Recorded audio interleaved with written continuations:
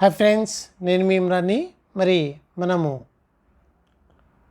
ఏపీడిఎస్సికి సంబంధించిన model paper, subjects, blue print ఏ రకంగా ఉంటుంది, ఏ ఏ టాపిక్ నుంచి ఎన్ని అంశాలు రావచ్చు, అప్రాక్సిమేట్లీగా దాదాపుగా ఒక డిఎస్సి పేపర్ ఎలా ఉంటుంది అనేది ఇక్కడ కొన్ని సిలబస్లని తీసుకుని కొంతవరకు మెగా గ్రాండ్ డిఎస్సి టెస్ట్ అని చెప్పి ఒక టెస్ట్ని నిర్వహించడం అనేది జరిగింది మే 1వ తారీఖున.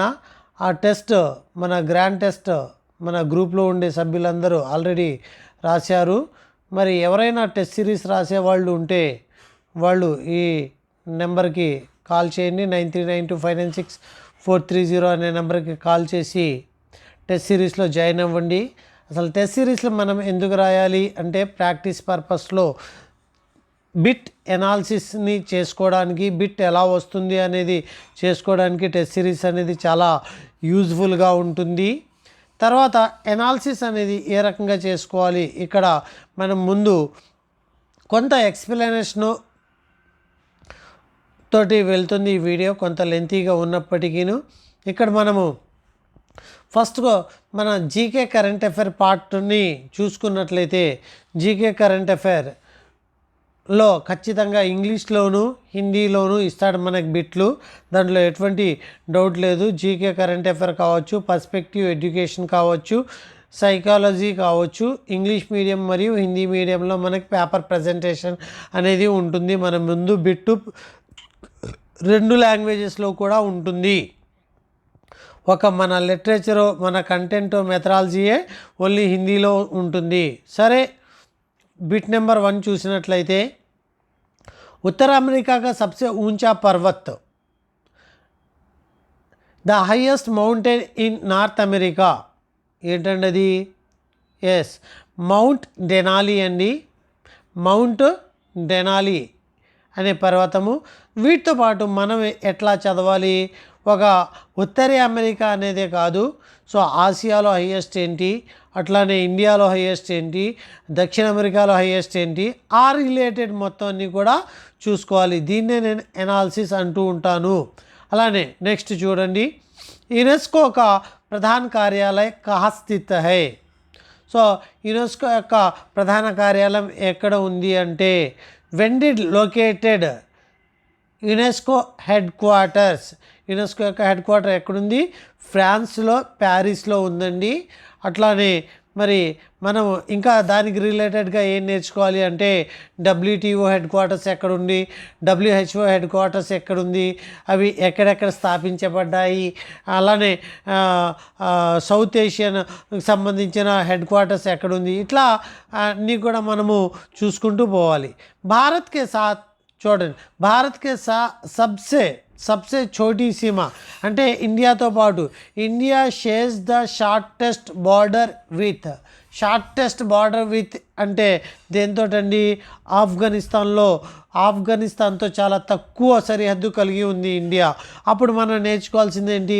ఎక్కువ సరిహద్దు దేంతోటి కలిసి ఉంది, ఏ దేశంతో కలిసి ఉంది. అట్లానే ఆర్డర్గా ఎక్కువ నుంచి తక్కువగా ఆర్డర్గా, లేకపోతే తక్కువ నుంచి ఎక్కువగా ఆర్డర్గా అసలు మన బౌండరీస్ అనేవి ఏంటి, మన కోస్టల్ బౌండరీస్ ఏంటి, మన కోస్టల్ జోన్స్ ఏంటి అనేవి కూడా అక్కడ నేర్చుకోవాలి. రాజస్థాన్ రాజ్యం का आधिकारिक भाषा, రాజస్థాన్ రాజ్యగా అధికారిక భాష ఎక్కడుంది అనేది మనము చూసుకోవాలి. సో అధికారిక భాష ఏంటి అంటే హిందీ. అట్లానే ఆంధ్ర యొక్క అధికారిక భాష ఏంటి, తమిళనాడు యొక్క అధికారిక భాష, ఉన్న రాష్ట్రాల యొక్క అధికారిక భాష, జైపూర్ యొక్క బీహార్ యొక్క అధికారిక భాష, ఒడిశా యొక్క అధికారిక భాష, ఇట్లా అంటే ఒక బిట్కి రిలవెంట్గా ఆయా జోన్స్ మనం కవర్ చేసుకుంటే ఖచ్చితంగా మనకు అది డెఫినెట్లీ బాగుంటుందండి. అట్లానే ఉచ్చ షహరీ జనసంఖ్య వాలా రాజ్య. చూడండి, ఇక్కడ ఏమడిగాను? స్టేట్ అడిగానండి, టౌన్సో లేకపోతే సిటీసో కాదండి. The state of high urban population, ఎక్కువ అర్బన్ పాపులేషన్గా ఉండే స్టేట్ ఏంటి అంటే మహారాష్ట్ర అండి. సో అట్లానే అర్బన్ పాపులేషన్ ఎక్కువగా ఉండేది ఎక్కడ, అట్లానే మరి నెక్స్ట్ విలేజ్ పాపులేషన్ ఎక్కువగా ఉంటుంది. సో ఇలాగా సరౌండింగ్ మనం టచ్ చేయొచ్చు. క్షేత్రఫల్ మే సబ్సే ఛోటా దేశ్ పహచానియే, అన్నిటికన్నా చిన్న దేశం. Identify the smallest country in ఏరియాని బట్టి మరి స్మాలెస్ట్ కంట్రీ ఏంటి అంటే వాటికన్ సిటీ. అప్పుడు పెద్దది కూడా కనుక్కోవాల్సి ఉంటుంది. యుఎస్ఎస్ఆర్, రష్యా అండి పెద్దది. అట్లా రిలేటెడ్గా మనం చదవాలి. దక్షిణ ఏషియా ఈ एसोसिएशन सहयोग कहाँ स्थित है చూడండి నేను అడిగాను south Asian association for regional cooperation when it located ఎక్కడ లొకేట్ చేయబడుతుంది ఇది అంటే నేపాల్ కాఠ్మండూలో ఉందండి నేపాల్లో కాఠ్మండూలో ఉంది సంయుక్త రాష్ట్ర ధ్వజ్కి లంబాయి అంటే యుఎన్ఓ యొక్క లంబాయి చౌడాయి అనుపాత్ యుఎన్ఓ యొక్క ఫ్లాగ్ యొక్క యుఎన్ఓకి సంబంధించిన ఫ్లాగ్ యొక్క నిష్పత్తి ఏంటి అనేది ఇక్కడ అడగడం అనేది జరిగింది 3:2 అప్పుడు మనము ఏమేమి ఫాలో అవ్వాలి యుఎన్ఓ యొక్క ఫ్లాగ్ యొక్క అనుపాతం ఏంటి భారతదేశ యొక్క ఫ్లాగ్ యొక్క అనుపాతం ఏంటి అట్లానే ఇంకా సరౌండింగ్లో ఉండే లైక్ డబ్ల్యూహెచ్ఓ కావచ్చు డబ్ల్యూటీఓ కావచ్చు వీటికి సంబంధించిన ఫ్లాగ్స్ యొక్క అనుపాతాలు మనం ఐడెంటిఫై చేసుకోవాలి నిమ్నలిఖిత్ మే సే నయే రాజ్యోకే సమావేశ్ కా ప్రావధాన్ అంటే ఏ ఆర్టికల్ని base provision for the incorporation of new states అనేవి ఏ రకంగా కార్పొరేట్ చేయబడతాయి ఏ ఆర్టికల్ని బేస్ చేసుకుని కార్పొరేట్ చేయబడతాయి అనేది ఇక్కడ మనకి బిట్టు ఆర్టికల్ 1ని బేస్ చేసుకుని భారత రాజ్యాంగాన్ని బట్టి అట్లానే మరి ఇంకా రాజ్యాంగంలో ఇంకొన్ని ఆర్టికల్స్ని మనము లైక్ మన ultra city SC ST backward సంబంధించిన ఆర్టికల్స్ కావచ్చు లేకపోతే ఎడ్యుకేషన్లో ఈక్వాలిటీకి సంబంధించిన ఆర్టికల్స్ కావచ్చు అక్కడ మనము టచ్ చేయొచ్చు నెక్స్ట్ 10th బిట్ చూడండి identify the capital of Lakshadweep Kavaratti Lakshadweep యొక్క క్యాపిటల్ ఎప్పుడైతే మనకు వస్తుందో మన మొత్తం స్టేట్స్ మన ఏవైతే మన భారతదేశంలో ఉండే స్టేట్స్ మరియు ఏది సరే మన స్టేట్కి సంబంధించిన రాజధానులు మరియు కేంద్రపాలిత ప్రాంతాలకు సంబంధించిన రాజధానులు అన్నీ కూడా మనము ఐడెంటిఫై చేయాలి అట్లానే రాష్ట్రీయ విరాసత్ పశువుకో పహచానియే identify national heritage animal of India హాతీ అండి ఎలిఫెంట్ ఇది మరి దీనికి సంబంధించి మనము ఏ రకంగా నేర్చుకోవాలి నేషనల్ గేమ్ ఏంటి నేషనల్ ఫ్రూట్ ఏంటి నేషనల్ యానిమల్ ఏంటి నేషనల్ బర్డ్ ఏంటి నేషనల్కి సంబంధించిన అన్ని అంశాలు వన్ అండ్ ఓన్లీ ఆన్సర్కి సంబంధించిన అంశాలన్నీ కూడా లాస్ట్ టైం డిఎస్సిలో అయితే నేషనల్ ఫ్రూట్ అడగడం అనేది జరిగింది అంత సింపుల్గా అడుగుతాడా ఏమో జీకే ఎప్పుడు కూడా హిందీ వాళ్ళకి కొద్దిగా ఈజీ లెవెల్లోనే అడుగుతాడు సరే ఇక్కడ చూడండి ఏషియాకి సబ్సే బడి शैलो वेव बेसिन अनुसंधान सुविधा किसके द्वारा स्थापित की गई है एशिया's largest shallow wave basin region facility has been set up by మరి ఈ లార్జెస్ట్ వేవ్ బేసిన్ అనే రీసెర్చ్ని ఏ ఐఐటి సంస్థ సెర్చ్ చేసింది అంటే మనకి ఐఐటి మద్రాసుకు సంబంధించిన సంస్థ సో ఇక్కడ సైన్స్ అండ్ టెక్నాలజీలోకి వెళ్ళి వే2 ఛానల్లో మనము కరెంట్ అఫైర్స్ని ఫాలో అయితే కొద్దిగా చక్కగా అందుబాటులో ఉంటాయి సర్చ్లోకి వెళ్ళి వే2 ఛానల్లో సర్చ్లోకి వెళ్ళి జనవరి నుంచి మనకు అప్డేటెడ్గా ఉంటాయి పుస్తకాలు గ్రంథాలు చదవద్దు షార్ట్ టైంలో షార్ట్ ఆఫ్ పీరియడ్లో మీకు సంబంధించినంత వరకు చాలా షార్ట్ కాలంతో మూవ్ అవ్వండి ఖచ్చితంగా బిట్ అందులో పడే అవకాశాలు ఎక్కువగా ఉంటాయి भारत में पहला जैविक मत्स्य पालन क्लस्टर शुरू हुआ है first organic fishery cluster started in India first organic మరి ఫిషరీ అనేది ఎక్కడ స్టార్ట్ అయింది అనేది చూస్తే చాలా చూడండి ఇక్కడ సిక్కిమా, మహారాష్ట్ర, తమిళనాడు, వెస్ట్ బెంగాల్ అన్నప్పుడు ఆర్గానిక్ ఫిషరీస్ అనగానే మరి ఎవరు కూడా ఊహించరనమాట. అసలు ఎక్కడ స్టార్ట్ అయింది అంటే ఎవరు కూడా ఊహించరు. సిక్కిం అండి, ఆర్గానిక్ సంబంధించిన ఫిషరీ అనేది సిక్కింలో స్టార్ట్ అయింది. సో అక్కడ పొరపాటును కూడా ఆప్షన్ మనం సెలెక్ట్ చేసుకోలేము. ఇదే కరెంట్ అఫైర్లో ముఖ్యమైన అంశాలు ఇలాగే ఉంటాయి.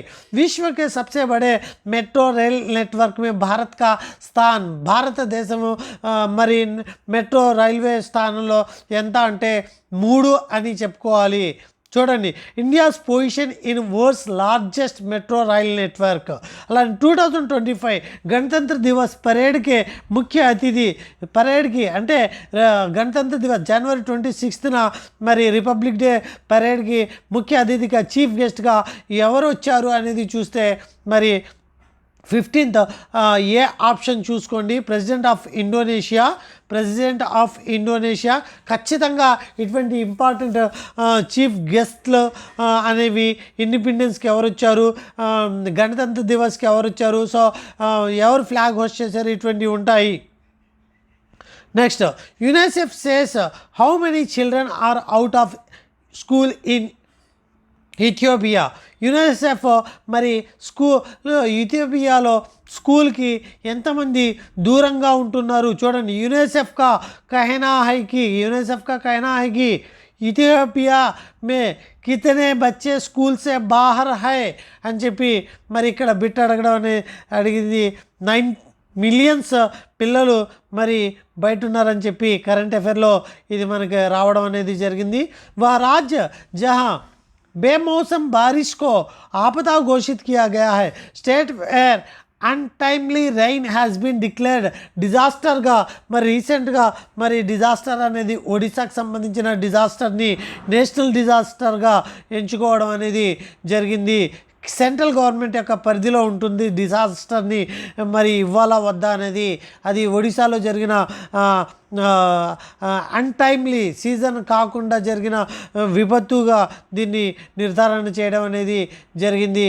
అట్లానే నెక్స్ట్ వచ్చేసరికి how much Microsoft will invest to expand could and AI infrastructure in India. చూడండి, మైక్రోసాఫ్ట్ భారత్ మే క్లౌడ్ और AI बुनियादी ढांचे के विस्तार के लिए कितने निवेश करेगा అంటే ఇక్కడ మనము మరి $3 బిలియన్ అండి, $3 బిలియన్ అమెరికన్ డాలర్స్ అండి.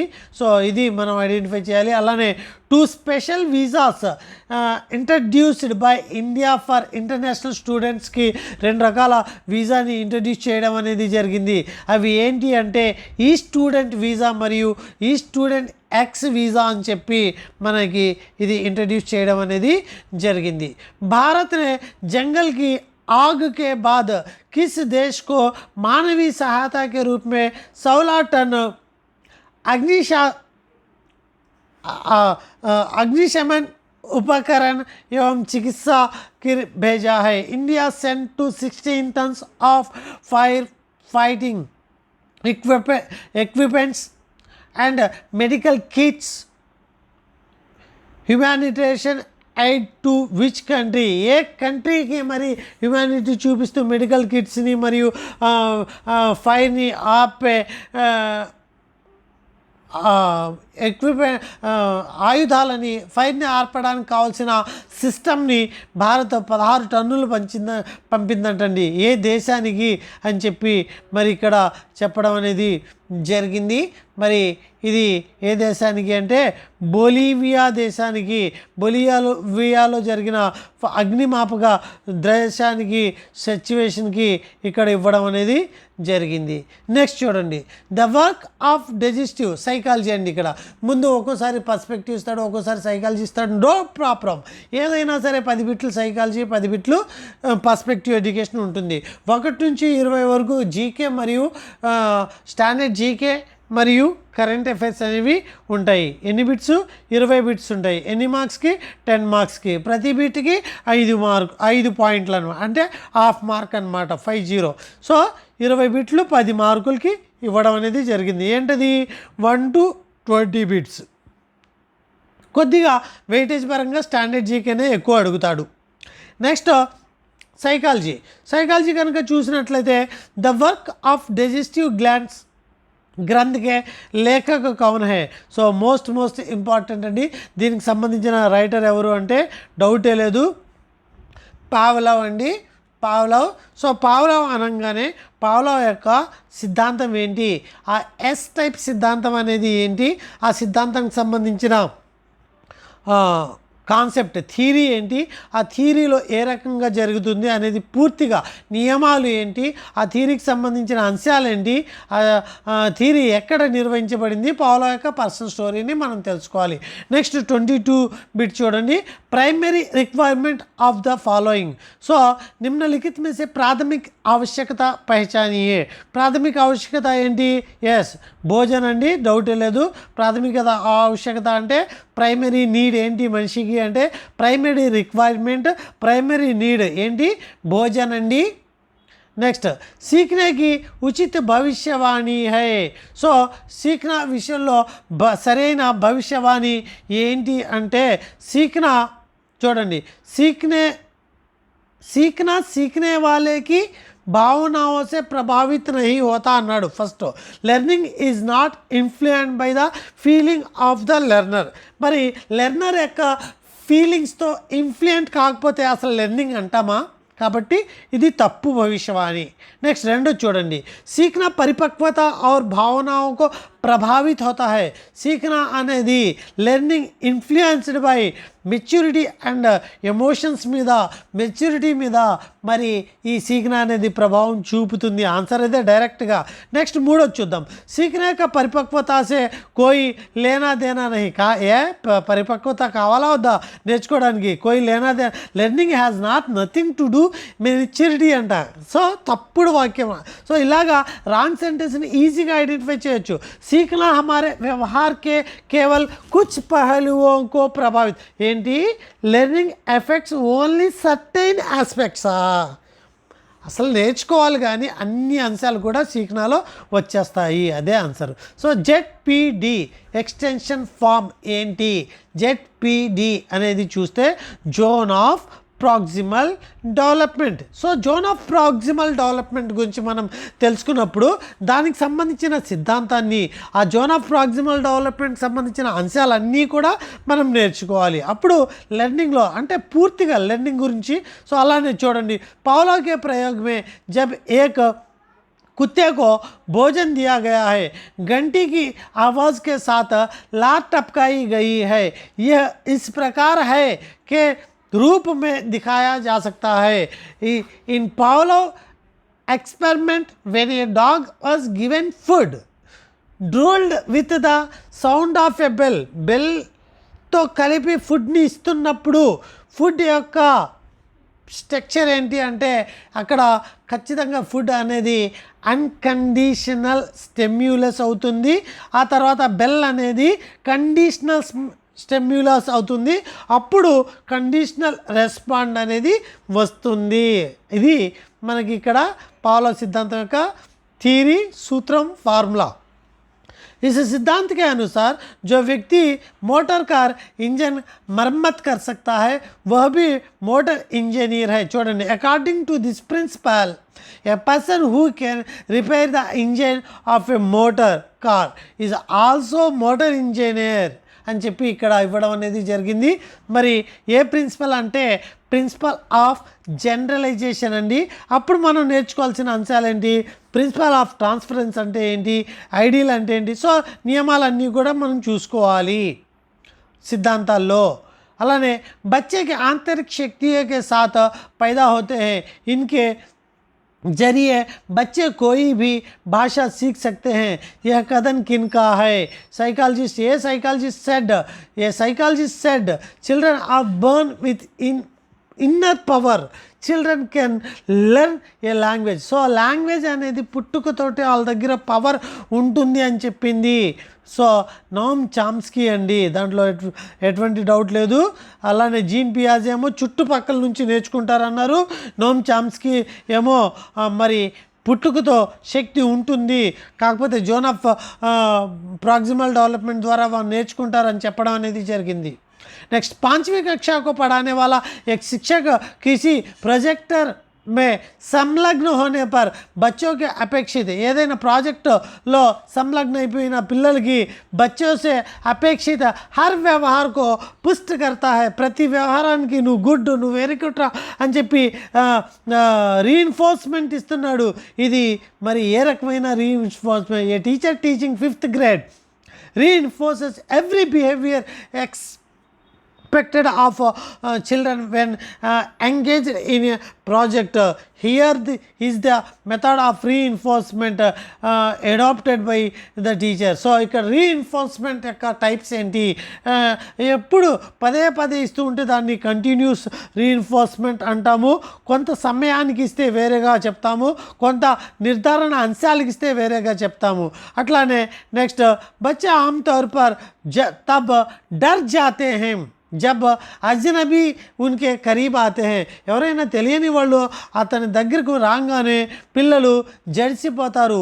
లేకిన్ కొత్త వాళ్ళని చూస్తే జడుస్తారు కదా.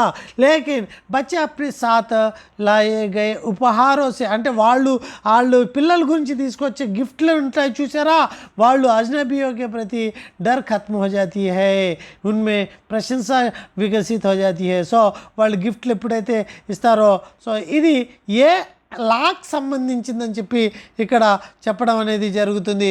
మరి ఇది పునర్బలన్ కా నియమం అని చెప్పాలి. సో అక్కడ పునర్బలన చూసినప్పుడు ఆటోమేటిక్గా మనకి రూల్ ఆఫ్ నేచర్ అక్కడ లాస్ అన్నీ కూడా మనం చూసుకోవాలి ఆ సిద్ధాంతాల్లో. సో సీక్నా టాపిక్లో మాత్రమే ఈ యొక్క ఎగ్జామ్కి నేను సెలెక్ట్ చేసుకున్నాను సీక్నా సిద్ధాంతాలకు సంబంధించి. సో సీక్నా నిమ్నలిఖిత్ కి విశేషత నహీ, సీఖనే కా విశేషత కానిది అని చెప్పి ఇక్కడ అడగడం అనేది జరిగింది. అదేంటా అంటే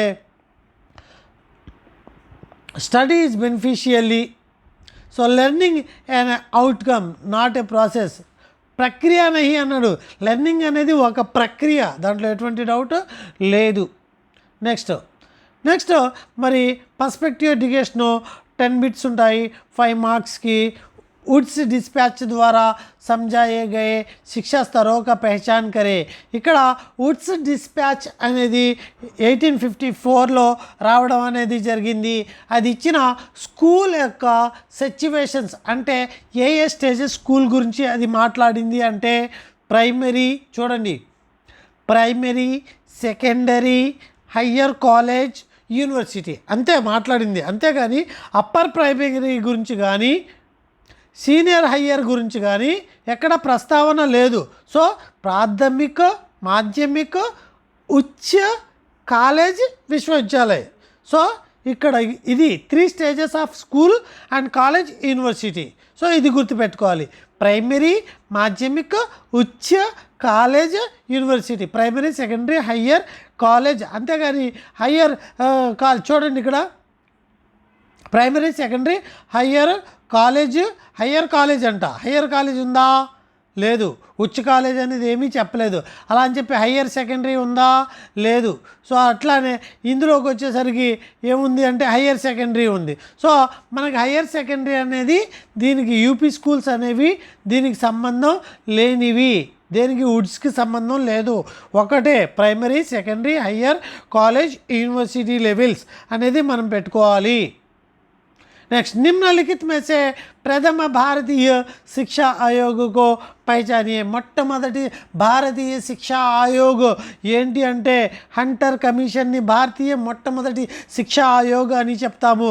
అక్కడ ఉన్న కమిషన్స్ కూడా కంప్లీట్గా మనం వుడ్ డిస్పాచ్ అంటే ఏంటి, అలానే 1813 అధినియం ఏంటి, ఇవన్నీ నేర్చుకోవాలి.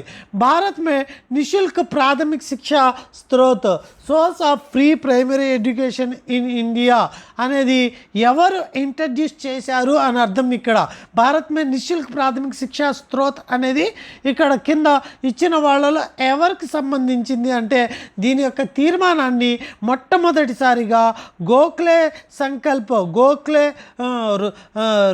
రెజల్యూషన్ అని చెప్పి మరి ఈ తీర్మానం రావడం అనేది జరిగింది. బునియాదీ శిక్షా ప్రణాళిక నిర్మాణ కిస్ సమితికే निर्देश पर किया गया है.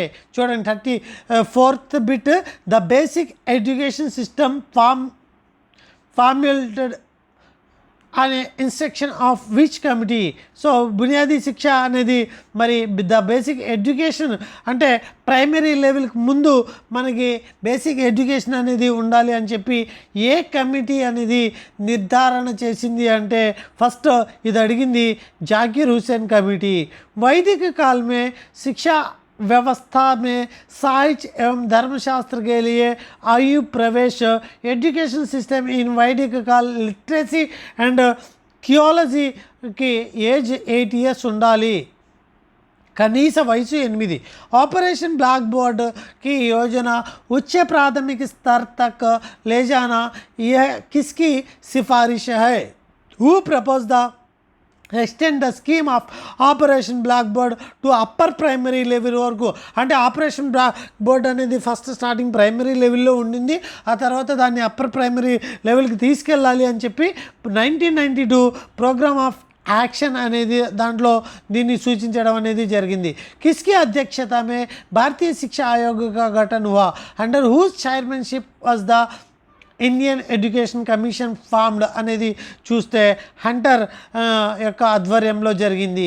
वह व्यक्ति जिसने प्राथमिक पाठशाला को मकतब 1192 में स्थापित किया. So the person who establish primary మక్తబ్స్ అంటే ముస్లిం విద్యా వ్యవస్థలో మక్తబ్లని మొట్టమొదటిసారిగా 1192లో ఎవరు ఇంట్రడ్యూస్ చేశారు అంటే మహమ్మద్ గోరీ మరి మక్తబ్ని నిర్వహించడం అనేది జరిగింది. అట్లానే మెకాలో మరి ఇక్కడ మహమ్మద్ గోరీ గుర్తుకొచ్చినప్పుడు చూడండి, ఇక్కడ ఉన్న వాళ్ళల్లో బాబర్ కొంతవరకు పర్వాలా, తుగ్లక్ కొంతవరకు పర్వాలా, మరి అంత ఇది కాదు ఎడ్యుకేషన్. కానీ ఔరంగజేబ్ మాత్రం పూర్తి వ్యతిరేకం అనమాట స్కూల్ ఎడ్యుకేషన్కి. సో పూర్తిగా ఏదైనా నెగిటివ్లో చెప్పాలి అనుకుంటే ఔరంగజేబ్ అక్కడ ఆప్షన్ ఉంటే ఖచ్చితంగా తీసేసుకోవచ్చు. नेक्स्ट मैकाले रिपोर्ट इस वर्ष में घोषित किया गया. The Macaulay report was declared in the year of. Macaulay report అనేది 1872లో ప్రస్తావించడం అనేది सबमिट చేయడం అనేది జరిగింది. कि समिति ने सुझाव दिया कि उन ग्रामीण पाठशालाओं का जहाँ शिक्षक नहीं है वह शिक्षा मित्र విద్యా వాలంటీర్స్ నియుక్తి కియా. ఏ కమిటీ మరి విద్యా వాలంటీర్స్ గురించి మాట్లాడింది చూడండి. Which committee suggest that in those rurals schools where there are no teachers శిక్షా మిత్రాస్ షుడ్ బి అపాయింటెడ్. సో చాలా చక్కగా అంటే హిందీ వాళ్ళకి హిందీ కంటే ఇంగ్లీష్లో కొద్ది గొప్ప వర్డ్స్ మనం నేర్చుకుంటే చాలా చక్కగా ఇంగ్లీష్లో అంటే హిందీలో చేయడం కంటే ఇంగ్లీష్లో ఈజీగా అర్థమవుతుంది. పర్స్పెక్టివ్ ఎడ్యుకేషన్ అనేది నా కాన్సెప్ట్, నేను నమ్ముతాను. నాది జీరో నాలెడ్జ్, ఎప్పుడో 10th క్లాస్లో నేర్చుకున్నాము ఇంగ్లీష్ అనేది. మరి అది ఎప్పుడో 20 సంవత్సరాల 15 సంవత్సరాల 20 సంవత్సరాల తర్వాత దాన్ని ఏమీ లేదు. జనరల్గా మనము ఎక్కువగా వర్డ్స్ని మనము వాడుతుంటే ఆటోమేటిక్గా అదే వచ్చేస్తుంది. ఏ కమిటీ అంటే రామ్మూర్తి కమిటీ టీచర్స్ లేని స్కూళ్ళకి విద్యా వాలంటీర్లని నిర్వహించాలి అని చెప్పడం అనేది జరిగింది. నెక్స్ట్ చూడండి, ఇక్కడతో మరి మనకి 1 to 20 GK current affair, 21 to 30 psychology 5 మార్కులు. అట్లానే నెక్స్ట్ మరి 31 to 40 perspective education. Most important topics అండి. పోస్ట్ని డిజైన్ చేసే టాపిక్స్ అని చెప్పుకోవచ్చు ఈ 40 బిట్లు కూడా. नेक्स्ट हिंदी साहित्य उद्भव और विकास के लेखक निम्न में से कौन है? हिंदी साहित्य का उद्भव और विकास के लेखक आचार्य हजारी प्रसाद द्विवेदी. అప్పుడు రామ్ కుమార్ వర్మ, భగీరథ్ మిశ్ర, ధీరేంద్ర వర్మ వీళ్ళకి సంబంధించిన గ్రంథాలు ఏంటో కూడా మీరు చూసుకున్నట్లయితే క్లియర్గా అంటే మీ దగ్గర పేపర్ వర్క్ చేయండి దాని మీద. ఓకే అంటే గుర్తుండడమే కాదు 1కి 10 సార్లు చూసుకున్నట్లయితే ఈజీగా ఉంటుంది. అట్లానే వర్తమాన హిందీ భాషకి జన్మభూమి ఆగ్రా, ఢిల్లీ और वहीं से ब्रज भाषा विकसित हुई. यह कथन किनका है? సో ఢిల్లీ ఆగ్రా నుండి బ్రజ్ భాష అనేది వికసించడం అనేది జరిగింది అని చెప్పింది ఎవరు అంటే కైలాష్ చంద్ర భాటియా అండి. మరి ఇది మనకి వీరగాథకాల్లో లాంగ్వేజెస్ దాంట్లో ఉంటుంది. సరే, నిమ్న మేసే పండిత్ సూర్యకాంత్ శాస్త్రి కా హిందీ సాహిత్య ప్రసిద్ధ గ్రంథ క్యా హై అనేది మరి చూసినట్లయితే మరి హిందీ సాహిత్య వివేచనాత్మక ఇతిహాస, అట్లానే మరి హిందీ సాహిత్య ఇతిహాస ఆచార్య రామచంద్ర శుక్ల గద్యక और పద్యక సాహిత్య, ఇలాగ గ్రంథాలు అనేవి ప్రతిదీ పూర్తిగా నేను ఈ గ్రంథాల మీద కొన్ని గ్రంథాలు ఇంపార్టెంట్గా సెలెక్ట్ చేసుకుని దాన్ని నేను మీకు పీడిఎఫ్ కూడా షేర్ చేస్తాను. ఆల్రెడీ హిందీ సాహిత్య గ్రంథాల మీద నేను వీడియో కూడా పెట్టున్నాను. అందుట్లో నుంచి కంపల్సరీ 1 or 2 బిట్స్ గ్యారంటీగా ఉంటాయి. ఎవరైతే మరి మన టెస్ట్ సిరీస్లో జాయిన్ అవ్వాలి అనుకుంటున్నారో వాళ్ళందరూ జాయిన్ అవ్వండి. ఏమేమి నేర్చుకుంటారు అనేది బిలీవ్ చేయండి. నేనేమంటాను అంటే బిలీవ్ చేయండి. మీరు ఇచ్చే 1200కి దానికి 10 రెట్లు ఎక్కువ ఇస్తాను నేను. బిలీవ్ చేయండి, అంతే, నమ్మండి. సో राहुल सांस्कृत्यान की खोज परिणामों के आधार पर इन्होंने सराहा या सराहपा को हिंदी का प्रथम लेखक माना है. सराहपा को प्रथम लेखक माना है. मेजर पॉइंट ఇక్కడ రాహుల్ సాంస్కృత్యానికి खोज परिणामों के आधार पर हिंदी का చూడండి, हिंदी का సరాహపా को प्रथम लेखक मानने वाले कौन है అన్నాడు. ఎవరు? రాహుల్ సాంస్కృత్యాన్ని అనుసరించి అన్నాడు. ఎవరు? రాహుల్ సాంస్కృత్యాన్ని అనుసరించి శ్రీ కాశీప్రసాద్ జైస్వాల్ అండి. అలాగే డింగల్ శబ్దగా अर्ध टेसी टेरी ने साहब ने इस अर्थ में बताया. ఇది మనకి భాషా బోలియాలో మనం చెప్పుకున్నాము. ఏ అర్థం రా అంటే అనియమిత అర్థని.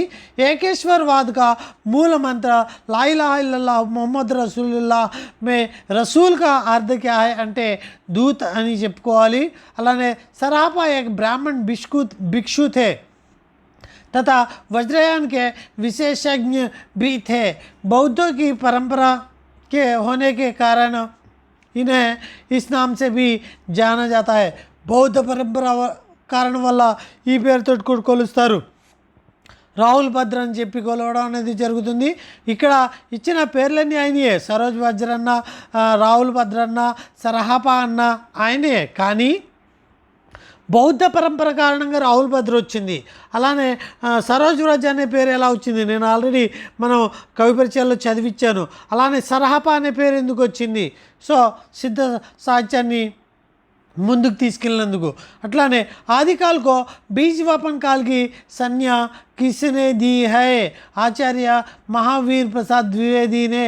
विशिष्टद्वैतवाद जिसका मूल विषय है विशिष्ट ज्ञान से एक है, सामान्य ज्ञान से अलग है. जिसके प्रवर्तक कौन है? ఇక్కడ చాలా సింపుల్గా చెప్పాలి అంటే విశిష్టద్వైతవాద యొక్క ప్రవర్తక ఎవరు? కానీ సాగదీయడానికి జిస్కా మూల్ విషయ హై, విశిష్ట జ్ఞాన్ సే ఏక్ హై, సామాన్య జ్ఞాన్ సే అలగ్ హై. సో ఇక్కడ మనం నేర్చుకోవాల్సింది ఏంటి అంటే ఎంత సాగదీసినా సరే బిట్ని ఖచ్చితంగా చేయగలగాలి.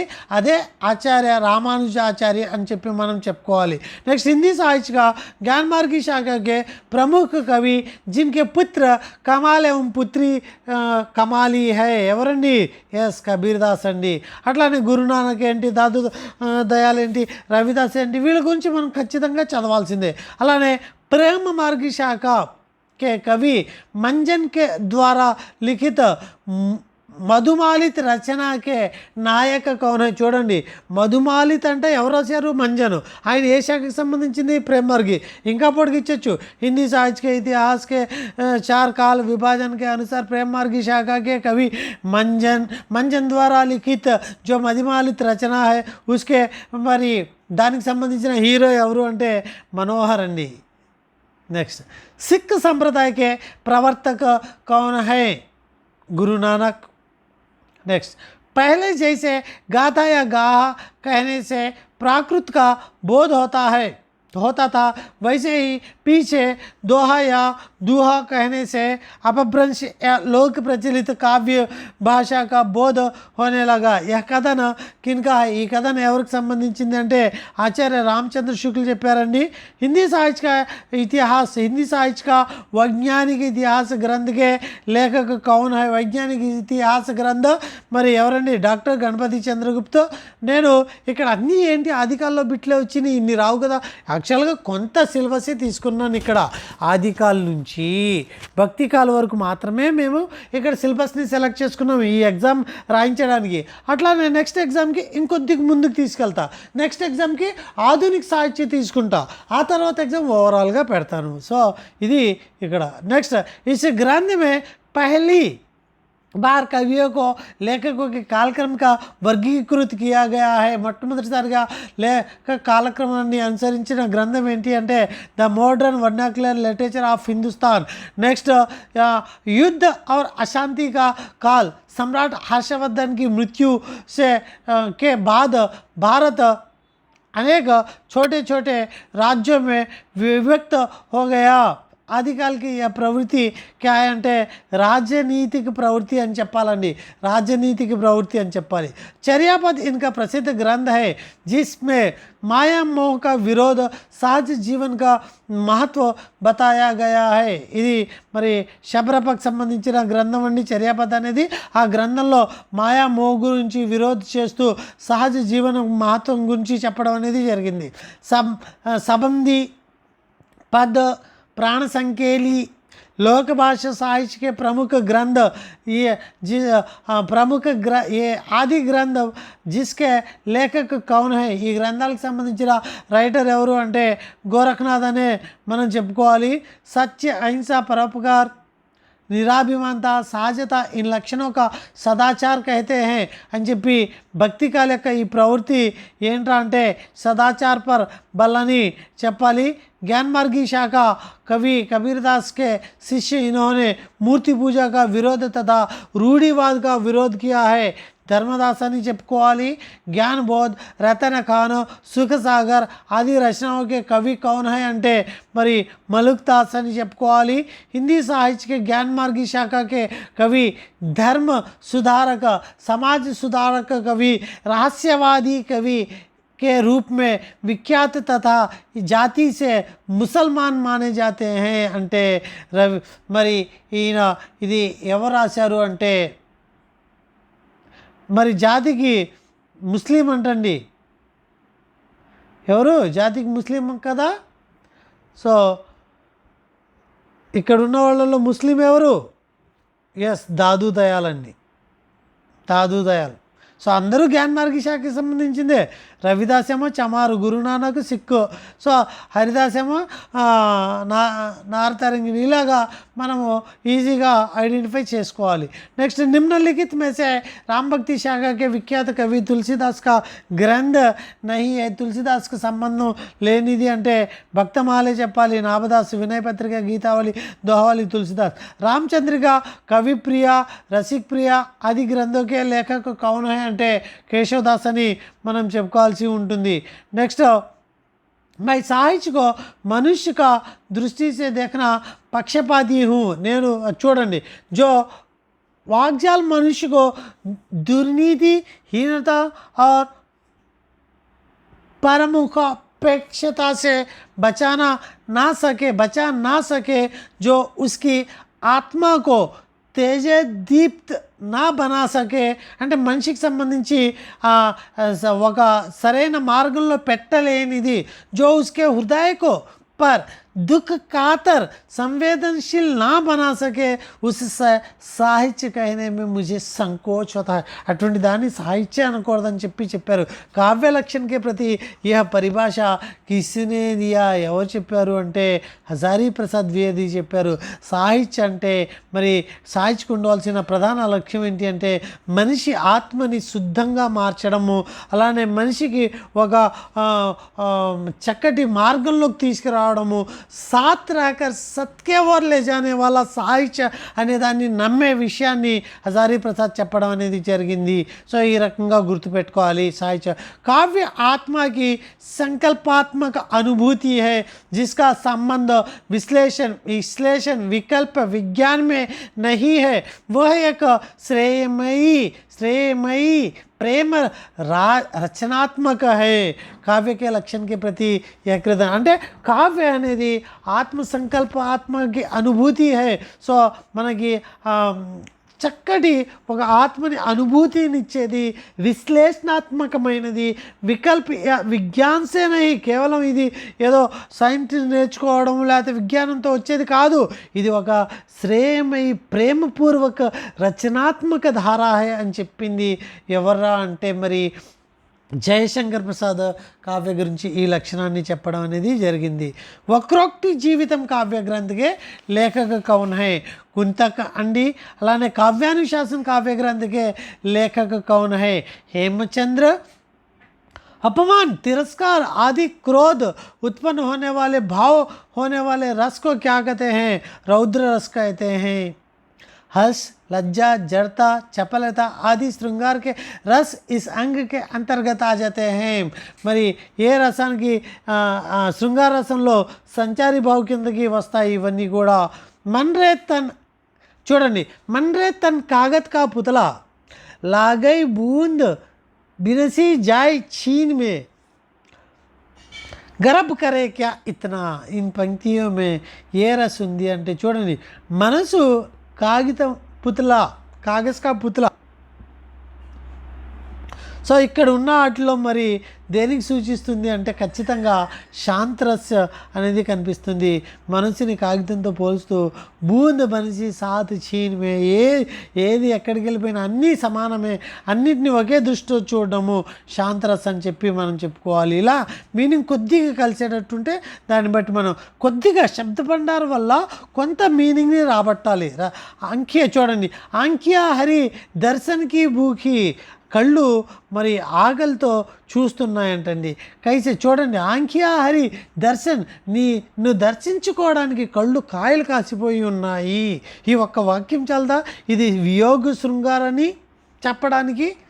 చూడండి, ఆంఖ్యా హరి దర్శన్కి భూకి, అలాగా కైసే రహేం రూప రస రాంచి ఏ బతియా సునీ రూఖీ. సో ఈ రకంగా మనము ఐడెంటిఫై చేయాలి. అన్నీ తెలుసుకోవాల్సిన మొత్తం పద్యం భావం అక్కర్లా, జస్ట్ కొంత దాంతో మనము ఈజీగా చెప్పుకోవచ్చు. నెక్స్ట్ క్వశ్చన్ చూస్తే, నిమ్నలిఖిత్ में से शिखरिणी छंद का संबंध में गण क्या है అంటే మరి యగన్ మగన్ నగన్ సగన్ భగన్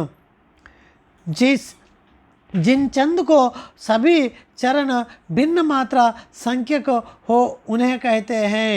सभी मात्रा भिन्न रहते हैं, सभी चरण भिन्न रहते हैं, वे विषम मात्रिक छंद कहलाते हैं. इसमें पहले तीसरे चरणों को 13 मात्राएं और दूसरे और चौथे चरणों में 11 मात्राएं होते हैं. दोहा छंद में हनुमान की पूंछी में लगना पाई आग, లంకా సగరి జల్ గయి. సో ఇక్కడ మనం కొన్ని పద్యాలు గుర్తు పెట్టుకోవాలి. హనుమాన్కి పూంచి తగలబెట్టడం వల్ల లంక కాలిపోయింది అనేది అతిశయోక్తి ఎక్కువగా మరి వర్ణన ఇవ్వడం అనేది జరుగుతుంది. అతిశయోక్తి అనే దానికి ఎగ్జాంపుల్ అని చెప్పి మనం కొన్ని ఛంద రస అలంకారాలు చదివేటప్పుడు ఎగ్జాంపుల్స్ని అవసరం వస్తే బై హార్ట్ కీవర్డ్స్ తోటి గుర్తుపెట్టుకోవాల్సి ఉంటుంది. చూడండి, उधव जोग जोग हम नाही, उधव जोग जोग हम नाही. ఈ పంక్తి మీద ప్రయుక్త అలంకార్ ఏంటి అంటే పక్క పక్కనే పదాలు వచ్చినాయి. ఎప్పుడైతే పక్క పక్కనే రెండు పదాలు వచ్చి రెండింటికి మీనింగ్ సపరేట్గా ఉంటుందో బ్లైండ్గా యమక అలంకార్ వైపుకి వెళ్ళిపోవాలి. నెక్స్ట్ జిస్ పంక్తి या जिन पंक्तियों में एक ही उच्चारण स्थान उच्चरित की जाती है, ఉచ్చారణ స్థానం శృత్యానుప్రాస, ఒకే రకమైన ఉచ్చారణ స్థానాన్ని పలికే వాటిని శృత్యానుప్రాస అంటాము. వర్ణోకి ఆవృత్తి హోతీ హై, అయితే వర్ణాలు ఆవృత్తి అవుతాయి కానీ ఒకే ఉచ్చారణ స్థానాలకి సంబంధించిన వర్ణాలు ఆవృత్తి అవుతాయి, వాటినే శృత్యానుప్రాస అని కూడా మనం చెప్తాము.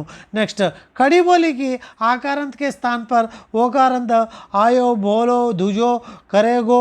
ओकारांत भाषा ब्रज भाषा, ఓకారంత భాష బ్రజ్ భాష, ఇది గుర్తుపెట్టుకోవాలి.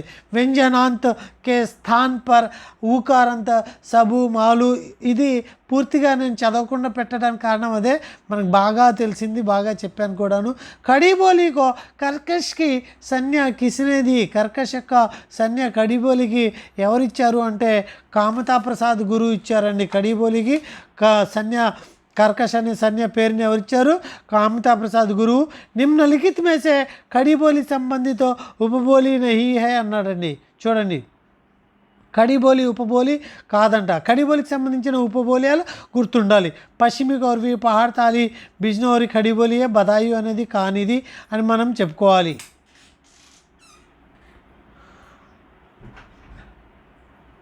నెక్స్ట్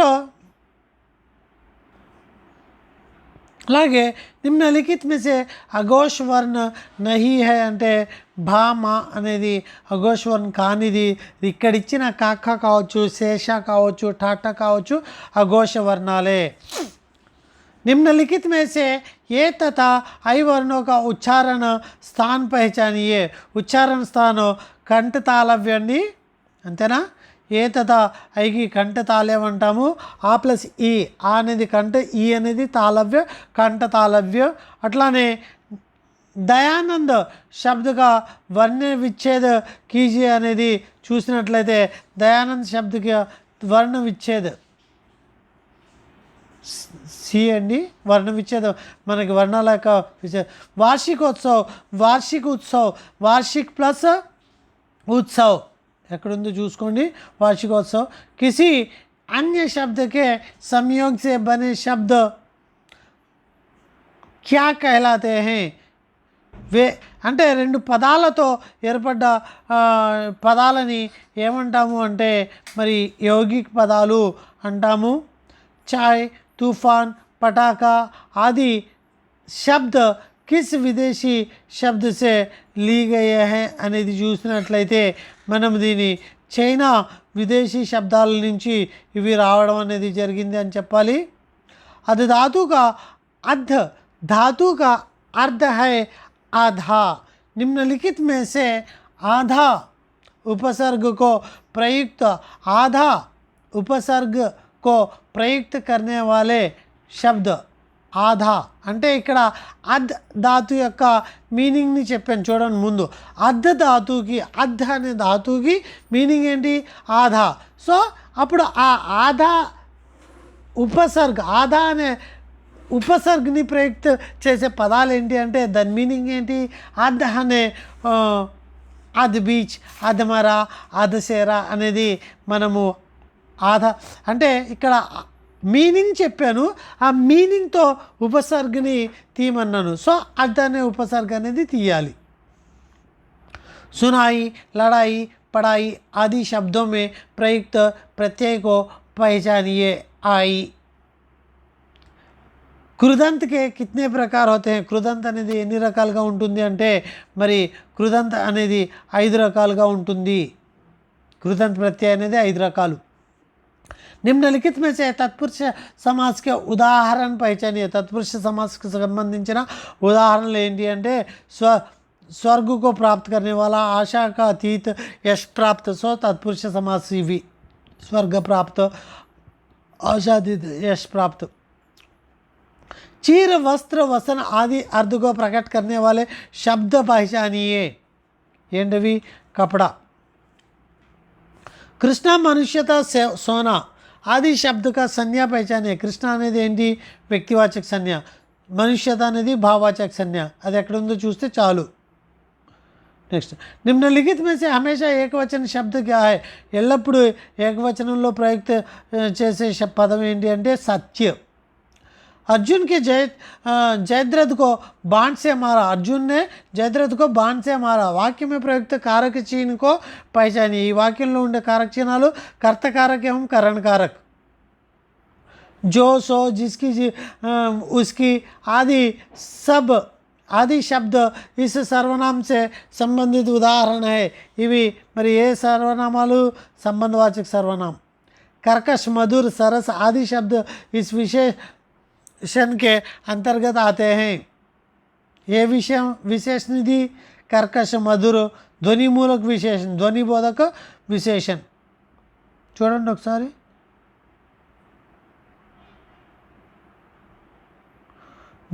ధ్వనిబోధక विशेषण, डाउट లేదు. निम्नलिखित में से प्रथम प्रेरणार्थक वाक्य को पहचानिए. प्रथम प्रेरणार्थक वाक्य ఏంటి అంటే मैं तुम्हें प्रेरक प्रसंग सुनाता हूँ। लोकेश ने आम खाया वाक्य में प्रयुक्त काल पहचानिए ने ఉంది ఆ ఉంది కాబట్టి సామాన్య భూతకాల్। ఇక్కడ ఒక పద్యాన్ని ఇచ్చాను। సో ప్రకృతి మే నెస్త ధన్ కిస్కా హై అంటే ఎవరికి సంబంధించింది అంటే మనుజు మాత్రం అని చెప్పి మనం చూసుకుంటాము।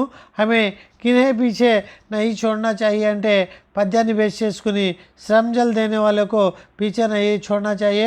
विजित प्रकृति से पहले किसको सुख पाने का अधिकार है అంటే మరి శ్రమికుకు అని చెప్పి మనం చెప్పాలి।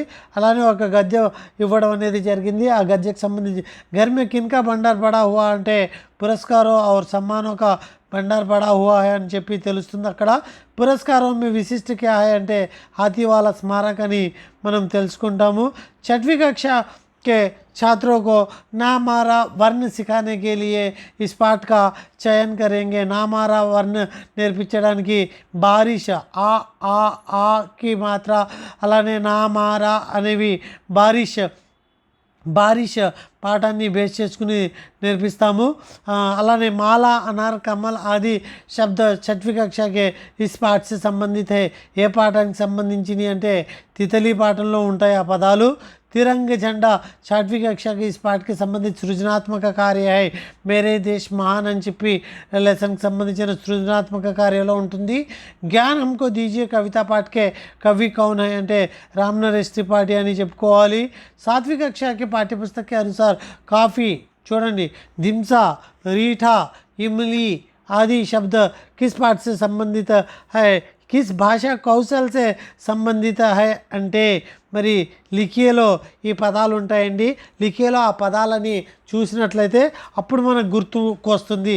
సో ఈ పదాలు మనం లిఖియే దాంట్లో రాయించామా అనేది తెలుసుకోవాలి। हम नन्हे बच्चे हैं नादान उम्र के कच्चे हैं पर अपनी धुन के सच्चे हैं పద్యం ఫ్లోలో వచ్చేయాలి। నెక్స్ట్ మరి सुबह पाठ का विधा क्या है అంటే కవిత అని చెప్పి మనం చెప్పుకుంటాము। 8वीं कक्षा के छात्रों को संज्ञा और उसके प्रकार के बारे में बताने के लिए किस पाठ का चयन करेंगे అంటే सुबह पाठని ఎంచుకోవడం అనేది జరుగుతుంది। विजयनगर का सभा का नाम क्या है అంటే भुवन विजय అని మనం చెప్పుకోవాలి। मनुष्य के जीवन में पोशाक का क्या महत्व है అంటే पोशाक मनुष्य के सामाजिक स्तर का निर्धारित करता है। पोशाक के द्वारा मनुष्य दूसरे मनुष्य के भेद करता है। सो उपयुक्त सभी అని చెప్పి మనం ఇస్తున్నాము। నెక్స్ట్ तेनजिंग किसके साथ लेखिका के बेस कैंप में आए थे అంటే अपने पुत्री के साथ అని చెప్పి మనం చెప్పాలి। त्याग सद्भाव व विवेक जैसे संवेदनशील कर्तव्य बोध संबंधी गुण का विकास करना इस पाठ का उद्देश्य है। ईदगाह पाठ की संबंधिंचिंदी। अलग अलग धर्म में जन्म लेने मनुष्य भी परमात्मा के पास पहुँचते हैं। यह कथन किसका है అంటే స్వామి వివేకానంద చెప్పారు।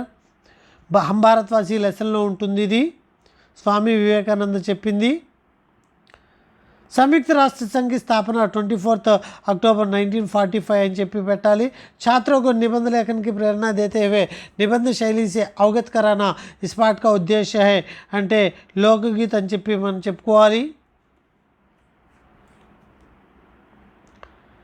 ప్రాచీన కాల సో ఇక్కడ దాకా అంటే మనకి 40 మార్క్స్ ఏవైతే ఉంటాయో ఫ్రెండ్స్ మళ్ళీ గుర్తుపెట్టుకోండి। 40 మార్క్స్ 80 బిట్లు ఉంటాయండి। Bit number 40 1 to 81 bit number 120 వరకు మొత్తం 80 బిట్స్ ఉంటాయి। ఈ 80 బిట్స్ యొక్క వెయిటేజ్ కూడా ఇక్కడ స్పష్టంగా చెప్తాను చూడండి। వెయిటేజ్ ఏంటి అంటే సాహిత్యానికి కావ్యశాస్త్రకి కలిపి ఒక 20 లేదా 21 మార్క్స్ 50% అంటే 20 మార్క్స్ ఇవ్వడం అనేది జరుగుతుంది। అట్లానే మన కంటెంట్కి 60 to 10th కంటెంట్కి గ్రామర్కి కలిపి 20 ఇస్తారు. ఒక 1 మార్క్ అటు ఇటు అవ్వచ్చు. మళ్ళీ ఇక్కడ సాహిత్య కావ్య శాస్త్రంలో మళ్ళీ ఒక 60% సాహిత్యం, 12 మార్కులు సాహిత్యం అడిగితే 8 మార్కులు కావ్యశాస్త్ర, కావ్య లక్షణ, కావ్య గ్రంథాలు, రస, ఛందస్, అలంకారాలు అడగడం అనేది జరుగుతుంది. అట్లానే కంటెంట్లోకి వచ్చేసరికి 20 మార్కుల్లో ఒక 10 మార్కులు గ్రామరును, ఒక 10 మార్కులు 6 to 10th కంటెంట్, అంటే 20 బిట్లు. క్లాస్కి వచ్చి ఎన్ని బిట్లు పడతాయో చూసుకోండి. 20 బిట్లు అంటే 5 3 కనీసం ఒక క్లాస్కి వచ్చి 3 బిట్లు కూడా పడే అవకాశం, మళ్ళీ అపఠిత గద్య, అపఠిత పద్యం కూడా ఉంటుంది కాబట్టి. సో నెక్స్ట్ బిట్లు 121 నుంచి 160 వరకు మొత్తం దేనికి సంబంధించింది అంటే ఇక్కడ మెథడాలజీకి సంబంధించింది. ప్రాచీన కాలమే మూల్యాంకన్, ఇక్కడ మెథడాలజీ కూడా కేవలము నేను ఇక్కడ సిలబస్లో యూనిట్ 4, యూనిట్ 5, యూనిట్ 6 మాత్రమే తీసుకోవడం అనేది జరిగింది. కాబట్టి ఇక్కడ మెథడాలజీ హాఫ్ సిలబస్ మీదే ఉంటుంది, లాస్ట్ హాఫ్ మీద ఉంటుంది. ప్రాచీన కాలమే మూల్యాంకనం इस प्रकार कहते किस प्रकार करते थे అంటే మరి సార్వజనిక మంచి पर भाषण देना లేకపోతే శాస్త్రార్థ అంటే రెండు కూడా అని చెప్పి మనం చెప్పుకోవాలి. मापित होने वाले चलराशि में अधिक से अधिक तत्वों को सम्मिलित करना यह उत्तम परीक्षा के इस विशेषता के अंतर्गत आता है అంటే व्यापकता के अंतर्गत అని చెప్పాలి. इस परीक्षा में छात्र छात्राओं को सामने 2 सूचियाँ रख दी जाती है. 2 सूचीలు ఉంటాయి. ఇలా ఇప్పుడే స్ట్రైక్ అవ్వాలి, అయినా ప్రశ్నని కంప్లీట్గా చదవాలి. जिनको उन्हें ठीक क्रम में रखने के लिए कहा जाता है समरूप पुनरावृत्ति परीक्षा అని చెప్పాలి. यदि कक्षा में अधिकांश छात्र छात्राओं इस प्रतिशत कम अंक प्राप्त करते हैं तो परीक्षा का परिणाम समरूपेण 40% అని చెప్పుకోవాలి. कमज़ोर समूह के मध्यांक को कमज़ोर समूह के मध्यांक जनरल समूह యొక్క మధ్యాంక అంటాము, ఉచ్చ సమూహ యొక్క మధ్యాంకని మధ్యోచ్చంక అంటాము. కానీ కమ్జోర్ సమూహ్, నిమ్న సమూహ్, మధ్య నిమ్నాంకని మరి మనం చెప్పుకోవాలి. सोपान इकाई प्रश्न చూడండి, ఇకాయి ప్రశ్న పత్రిక రూపురేఖ కా అనేది ఏ సోపానికి సంబంధించింది అంటే చూడండి सोपान इकाई प्रश्न पत्र की रूपरेखा का में प्रश्नों की संख्या कहाँ स्थित रहती है అంటే చాలా మంది కోష్టక్ के अंदर అని చెప్పి పెడతారు, కాదు కోష్టక్ के बाहर అని. మెథడాలజీ టెక్స్ట్ బుక్లో కూడా కోష్టక్ के भीतर అని చెప్పి లోపల అని చెప్పి ఇచ్చాడు. కానీ మనం బ్లూ ప్రింట్లో ఉండే బ్రాకెట్స్లో మార్క్ని మనం చూసినట్లయితే అప్పుడు తెలుస్తుంది ప్రశ్న సంఖ్య అనేది కోష్టక్ యొక్క బయట ఇచ్చాడు, కోష్టక్ లోపల ఇచ్చేది మార్క్స్ అని చెప్పి మనకు తెలుస్తుంది. निम्नलिखित में से इकाई प्रश्न निर्माण पत्र का सप्त सोपान 7वां सोपान क्या है అంటే ఇకాయి జాంచ్ పత్ర అని చెప్పుకోవాలి. 7 సోపానాలు ఏంటో మనకు అక్కడ గుర్తుకు రావాలి. उद्देश्य आधारित वर्गीकरण इकाई प्रश्न पत्र निर्माण के इस सोपान में अंतर्गत आते हैं. उद्देश्य आधारित वर्गीकरण అనేది మరి బ్లూ ప్రింట్లో ఏ సోపానంలోకి వస్తాయి అనేది మనం చూసినట్లయితే ద్వితీయ సోపానాన్ని చెప్పుకోవాలి. నెక్స్ట్, इस मूल्यांकन में पूर्व निर्धारित उद्देश्य के अनुसार वह शिक्षण योजना बनाता है. इन उद्देश्यों का ध्यान में रखकर प्रश्न तैयार करता है. మరి ఉద్దేశాల్ని దృష్టిలో పెట్టుకుని చేస్తే ఏ ఉద్దేశ మూల్యాంకనం అంటాము అంటే మరి ఉద్దేశ ఆధారిత మూల్యాంకనం అని చెప్పడం అనేది జరుగుతుంది. इस प्रकार की परीक्षा में यह परीक्षण किया जाता है कि व्यक्ति ज्ञान के किसी क्षेत्र में कितना उपलब्ध पाया है అంటే దేంట్లో మరి ఉపలబ్ధి పరీక్ష అని మనం చెప్పుకోవాలి. ఉపలబ్ధి పరీక్షల్లో ఏ రంగంలో ఎంత జ్ఞానాన్ని సంపాదించాడో అనేది మనం కొలుస్తాము. इन परीक्षाओं में पक्षपात की संभावना रहती है అంటే मौखिक परीक्षाओं में అని చెప్పి మనం చెప్పాలి. निम्नलिखित में से निबंधात्मक परीक्षा का विशेषता नहीं है కానిది అని చెప్పి అడగడం అనేది జరిగింది. छात्रों को उत्तर मूल्यांकन करने की किसी भी प्रकार की कठिनाई उपस्थिति नहीं होती. కానిది అని అడిగాను, చూడండి కానిది విశేషత కానిది. సో నిబంధాత్మక పరీక్ష యొక్క విశేషత కానిది ఈజీగానే ఘర్షణ అయిపోతుంది కదా. ఎవరు ఈజీగా करेक्शन చేసేవచ్చు పేపర్లు. भाषा के ज्ञान को ठीक ठीक जांच निबंधात्मक परीक्षा के द्वारा संभव हो सकती है. భాష కొద్ది గొప్ప పర్వాలేదు, భాష प्रेजेंटेशन ఉంటుంది निबंधात्मक परीक्षల్లో. छात्र छात्रों को अपने विचारों को प्रकट करने की पूरी स्वतंत्रता होती है. ఈ మూడు విశేషతలే విషయ ज्ञान पर अधिक महत्व देना అనేది गुण కాదు, दोष అది. इस प्रकार की परीक्षा में छात्र छात्राओं को रिक्त स्थानों की पूर्ति करनी पड़ती है. पूर्ति परीक्षा అని చెప్పుకోవాలి.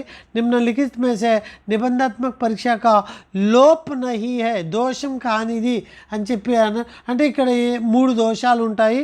మరి ఈ పరీక్ష में విశ్వసనీయత వైద్యతా గుణ అనేది దోషం కాదు, మరి గుణం అది మనం చెప్పుకోవాలి. सस्वराचन तथा मौन वचन के समय बीच बीच में पूछना, बालकों की इस कठिनाई का उपचार पहचानना है అంటే మధ్య మధ్యలో ऐसे शब्दों की सूची संग्रह तथा उनका अभ्यास करना. మనము టేబుల్లో చూసినట్లయితే ఈ క్వశ్చన్ మనకు క్లియర్గా స్పష్టంగా ఉంటుంది निदानात्मक उपचारात्मक लास्ट टेबुल. అలానే शैक्षणिक उपचार के आधार पर भूगोल मानचित्र ठीक ठीक प्रयोग करना इस विषय से संबंधित है. అంటే भूगोल विषय से संबंधित है అని చెప్పి మనం గుర్తుంచుకోవాలి. शैक्षणिक उपचार के आधार पर संज्ञा सर्वनाम क्रिया लिंग वचन आदि ठीक ठीक प्रयोग करना మరి దేనికి సంబంధించింది, వ్యాకరణకి సంబంధించింది అండి. जिस प्रक्रिया के द्वारा लक्षणों के आधार पर बालक बालिकाओं को कठिनाइयों को ज्ञात प्राप्त होता है शैक्षणिक निदान అండి. వాళ్ళ యొక్క ప్రాబ్లమ్స్ని తెలుసుకోవడం ఏమో నిదానంలో తెలుసుకుంటాం, అంతే కదా. నెక్స్ట్ निम्नलिखित में से बालक की कठिनाई का प्रमुख कारण नहीं है అని చెప్పాము. అక్షర విన్యాస వర్తన అనేది మూలమైన కారణం కాదు. వాతావరణ అవరుద్ధ సంవేగ సమాయోజన సంబంధి ఇవన్నీ కూడా కారణాలని చెప్పుకోవాలి మనము. नेक्स्ट वह मूल्यांकन जो पाठ के समाप्ति पर किया जाता है, इस प्रकार के मूल्यांकन को क्या कह सकते हैं అంటే पाठोपरांत मूल्यांकन అని మనం చెప్పుకోవచ్చు.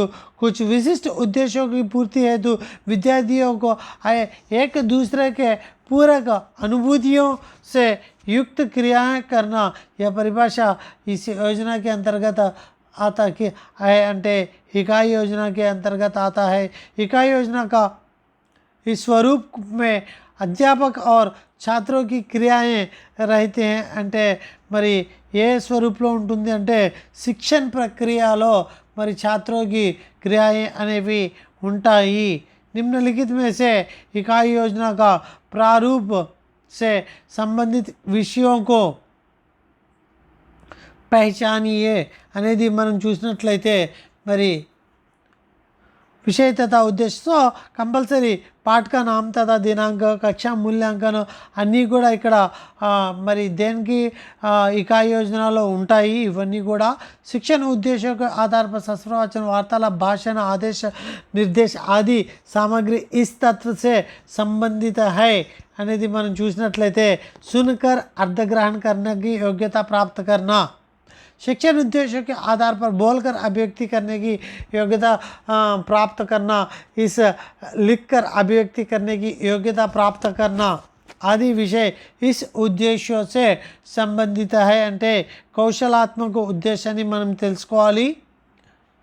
पाठ योजना की इस सोपान के अंतर्गत पाठ की समाप्ति पर अध्यापक को कुछ प्रश्नों द्वारा पठित अंश की फिर से आवृत्ति करनी चाहिए. అంటే ఎక్కడ అంటే పునరావృత్తి అనే దాంట్లో व्यापक अध्ययन का इस सोपान में कहानी पढ़ लेने पर छात्र छात्राओं को 2-3 प्रश्न पूछ लिए जाएंगे ताकि यह मालूम हो सके कि उन्होंने कहानी को कितना समझा है. సో ఇది మరి ఇది దేనికి సంబంధించింది, వ్యాపక అధ్యాయంలో ఈ సోపానంలో అన్నాడు చూడండి. 2-3 ప్రశ్నలు అనగానే మనం గబుక్కుని ప్రస్తావనలకు వెళ్ళిపోతాము కాదు. ఏ వ్యాపక అధ్యాయానికి సంబంధించిన ఈ సోపానంలో అంటే ఆవృత్తి సోపానంలో కహానీ ఎంతవరకు అర్థమైందో, రివిజన్ మనం చెప్పిన కథ ఎంతవరకు అర్థం చేసుకున్నాడో తెలుసుకోవడానికి మరి ఆవృత్తి అనేది సోపానంలో చేస్తాము. నిమ్నలిఖిత్ में से వ్యాపక అధ్యయन का दूसरा सोपान, రెండో సోపానం ఏంటి అంటే మౌన వచన అని చెప్పుకుంటాము. అట్లానే व्यापक अध्ययन का इस सोपान में यदि कोई अनुच्छेद छात्र छात्राओं को कठिन प्रतीत होता है तो उसका वाचन अध्यापक स्वयं करेगा या किसी अच्छे విద్యార్థి के द्वारा ఏ సోపానాలు గుర్తుపెట్టుకోవాలి అని చెప్తున్నాను. కఠినాయోక నిరాకరణ అనే సోపానంలో रमणीयार्थ प्रतिपादकता शब्दम काव्यम कविता के प्रति यह परिभाषा किसने दिया అంటే పడి జగన్నాథ్ అని చెప్పుకోవాలి. इस प्रकार के रचनाएं काल्पनिक पूर्ण विचारात्मक होती है. మరి ఇది సాహిత్యక రచన అని చెప్పి మనం చెప్పుకోవాలి. జబ్ జబ్ జబ్ మేఘ్ చప్ చప్ చప్ बूंदे चट चट चट तरु. सो यह पद्य इस प्रकार का सौंदर्य को प्रकट करता है. सो ఏంటా సౌందర్యం,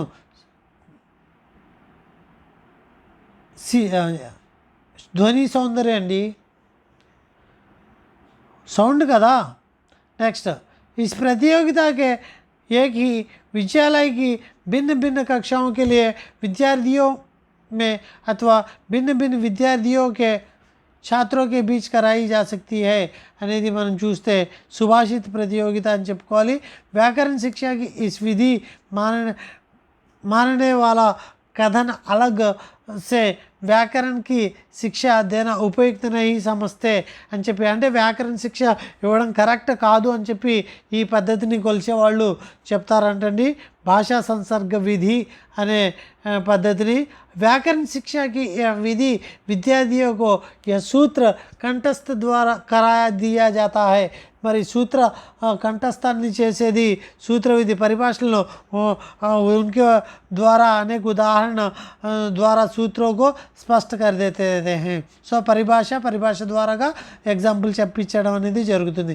व्याकरण शिक्षा की इस विधि में व्याकरण की परिभाषा तथा नियम आदि बालकों द्वारा రట్వాయే నహీ జాతే. ఇదేంటది అంటే ప్రయోగ విధి అని చెప్పుకోవచ్చు కదండి. సో ముందు ఎగ్జాంపుల్స్ చెప్పి డెఫినేషన్ని రప్పించడం ప్రయోగ విధి. డెఫినేషన్ చెప్పి ఎగ్జాంపుల్ చెప్తే అది సూత్ర విధి. అలా కాకుండా అసలు వ్యాకరణ సపరేట్గా నేర్పించక్కర్లేదు అంటే భాషా సంసర్గ విధి. पत्रों के प्रकार के आधार पर संबंधियों को, मित्रों को, परिचित वाले को लिखने वाले पत्र क्या है అంటే निजी పత్రని చెప్పుకోవాలి. पत्रों के प्रकार के आधार पर अंतर्गत చూడండి प्रशासनिक विभागों को, प्रशासकीय अधिकारियों को प्रशासकीय पत्र लिखते हैं. पत्रों के प्रकार के आधार पर जो पत्र दुकानदारों और कंपनियों को लिखे जाते हैं. सो दुकानदारों को, कंपनियों को लिखी जाने वाले ఏం పత్రండి व्यवसायिक పత్రని మనం చెప్తాము. निम्नलिखित में से प्राथमिक कक्षाओं के लिए रचना शिक्षण के प्रति पाठ्यक्रम नहीं है అనేది మనం చూస్తే మరి ఇక్కడ కరెక్ట్గా చూసినట్లయితే దీని యొక్క ఆన్సర్ రూపురేఖకి ఆధార కహానీ అనేది ప్రాథమిక కక్ష కాదు. రిమైనింగ్ అన్నీ కూడా పాఠ్యపుస్తకంకి ప్రతిలిపి రాయించడము, చిత్రోं के संबंध में प्रश्नोत्तर, घर परिवार के बारे में पूछना, ఇవన్నీ ప్రాథమిక కక్షలకు సంబంధించిన రచనా శిక్షణకు సంబంధించిన పాఠ్యక్రమాన్ని మనము చెప్పుకోవాలి. ఇది ఫ్రెండ్స్ మరి 160 బిట్లు. సో 160 బిట్లు అంటే చూసుకోండి మరి ప్రతిదీ కూడా మన టెస్ట్ సిరీస్లో ఇలానే ఉంటుంది. ఎవరైతే టెస్ట్ సిరీస్ రాయాలనుకుంటున్నారో మరి వాళ్ళు 9392596430కి కాల్ చేసి టెస్ట్ సిరీస్లో జాయిన్ అవ్వండి. మంచి బిట్స్ ఉంటాయి, చక్కటి బిట్స్ ఉంటాయి. ఇంకా ఇంతకు మించి చాలా ఎఫెక్టివ్ బిట్స్ని తయారు చేసి మరి ఎగ్జాక్ట్లీ స్కూల్ అసిస్టెంట్ హిందీకి వచ్చే బిట్లని ఇక్కడ ప్రొవైడ్ చేయడం అనేది జరుగుతుంది.